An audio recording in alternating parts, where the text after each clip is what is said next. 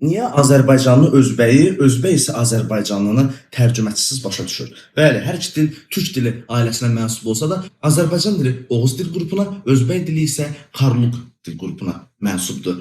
Ayrı-ayrı dil qruplarına mənsub olmasına baxmayaraq, özbək dili ilə Azərbaycan dilinin belə anlaşılan olması bir çox sözlərin həm şifahi nitqdə, həm yazılı nitqdə başa düşülməsinin səbəbi isə bu dilin pro-türk, yəni dil əcdadlarının yaxın olması, daha sonra klasik poeziyada Azərbaycan poeziyası ilə özbək poeziyasının bir-birinin iqtibası, eyni zamanda hər iki dilə oxşar təsirlər, oxşar istiqamətlərdən təsirlərin mümkün olması bu dilləri bu cür belə yaxınlaşdırılıb. Bu gün ictimai, siyasi sferada da bu mədəni mübadilələrin öz təsirlərini görməkdəyik.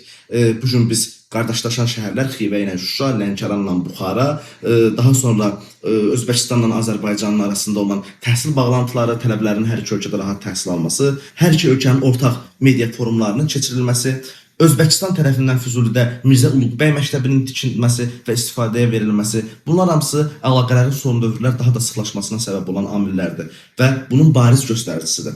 Bu günlərdə Prezident İlham Əliyevin Özbəkistan səfəri çərçivəsində biz yenidən bu əlaqələrin və xüsusən mədəni, humanitar əlaqələrin genişlənməsinin şahidi oluruq. Yeni Daşkənddə Azərbaycan parkının təməlinin qoyulması, eyni zamanda hər iki ölkənin başçısının iştirakı ilə Daşkənddə Nizami Gəncəvi adına Milli Pedaqoji Universitetin açılışının olması, ölkənin birinci xanımlarının sənət mərkəzlərində və məktəblərində səfər etməsi, bunlar hamısı daha üst səviyyədə Özbəkistanla mədəni əlaqələrin gücləndirilməsinə xidmət edir.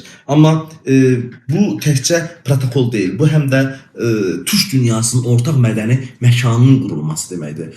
Və belə demək mümkünsə, türk dünyanın ortaq mədəni məkanı belə qurulur və türk birliyi belə mümkün olur. Və Özbəkistanla Azərbaycanın arasında olan bu mədəni əlaqələr gələcəkdə ədəbiyyat sahəsinə də, kino sahəsinə də yansıya bilər. Və biz ortaq dili yaratma prosesinin sürətlənməsini yalnız bununla mümkün edə bilərik. Hazırda ölkə başçısı və birinci xanım Buxara şəhərindədir.